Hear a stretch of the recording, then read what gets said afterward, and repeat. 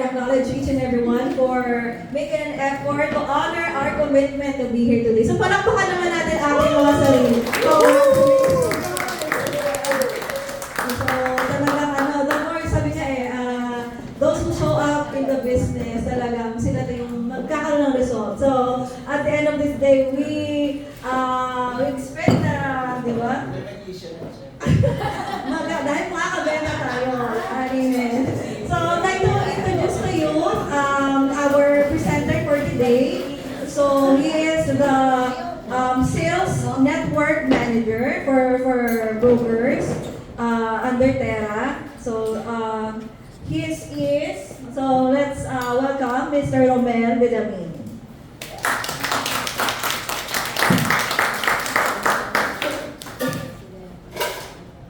Hi, awesome morning everyone. Welcome to Mariposa News. So, it's a short presentation lang for the developer side.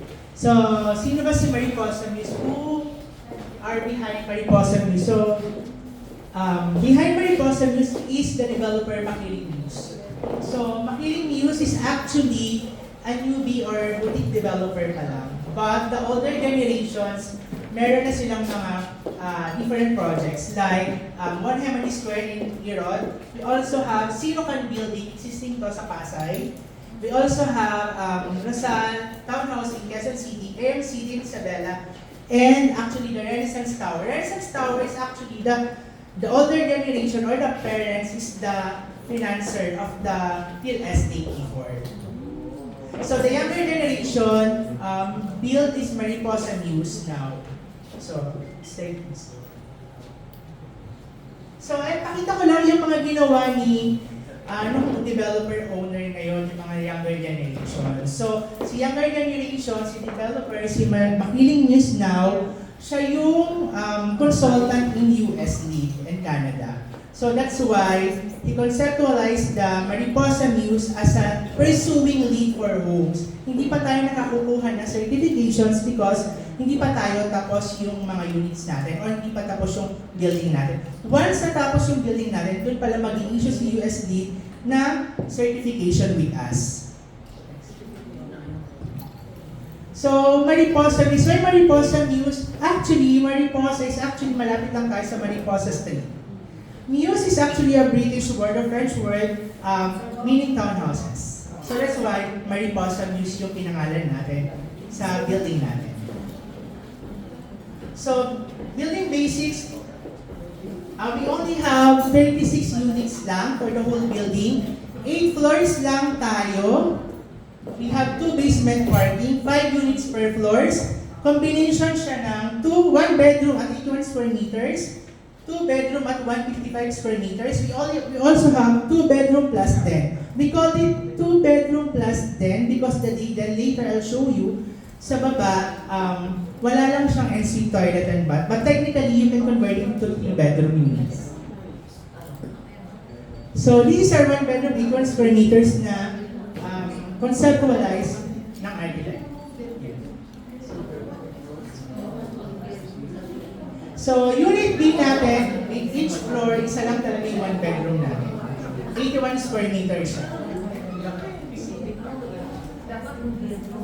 2 bedrooms starting at 145 square meters. 145 square meters are located at Unit A.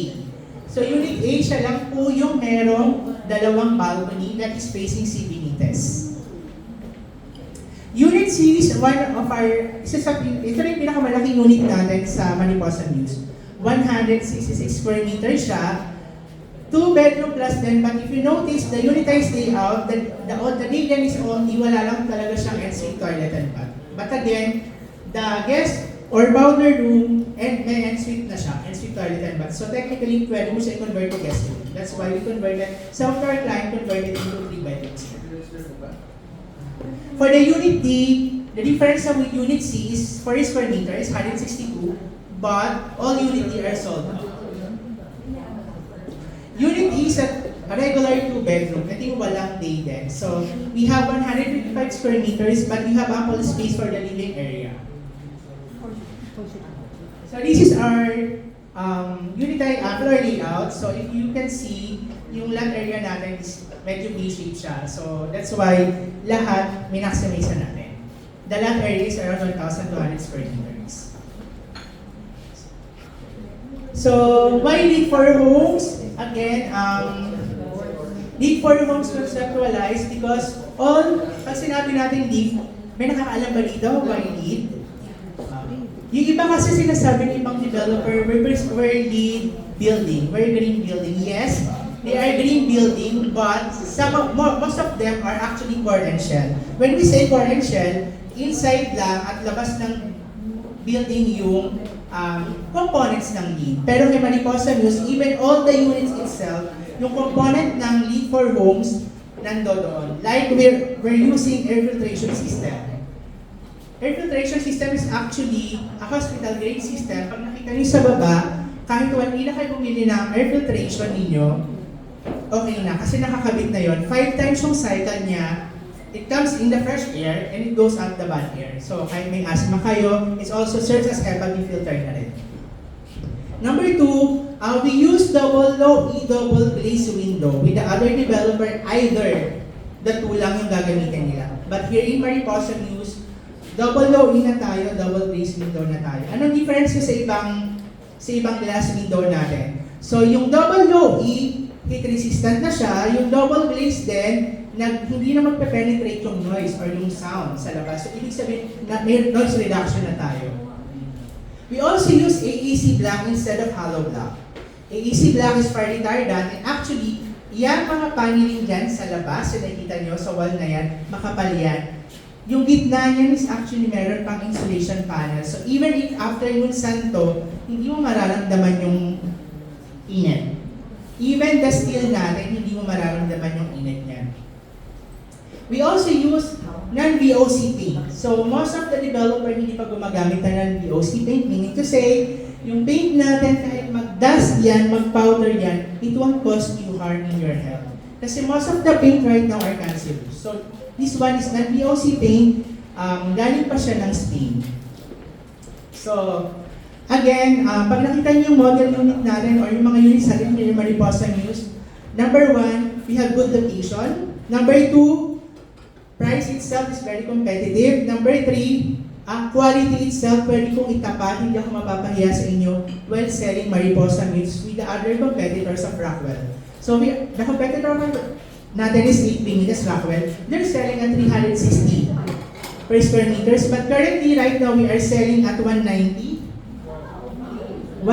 per square meters. But again, hanggang ano na lang po, hanggang katapusan, in-extend lang po natin, supposed to be July 20 yung ano natin. But in-extend lang yung developer until katapusan. But again, yung price increase natin, very competitive pa rin at 220,000 per square meter. So definitely, comparing with townhouses here in New Manila, San Juan, competitor natin, Rockwell. So, pag nakita niyo yung finishes and yung sizes natin, hindi kayo mapapahiya while selling the Mariposa Muse.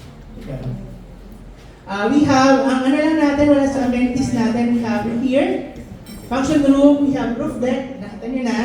Sa baba, we have gym, we also have small bucket garden sa baba. Wala lang tayong pool. Kasi si pool, hindi allowed, need US lead. So, magastos si pool kasi to maintain. And again, our target market, while we research, target market natin, usually yung mga bracket ng 45 million and above are not using the pool already ng kanilang mga bahay or even mga townhouses or condo. So, ang mabenta ng ang pool na amenities is actually for the Airbnb projects.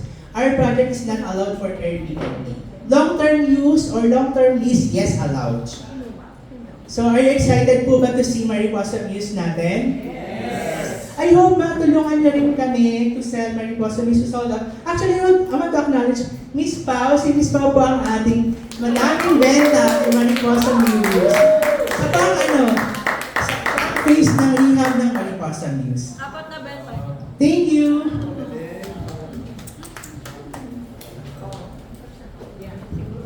Okay, thank you very much, sir.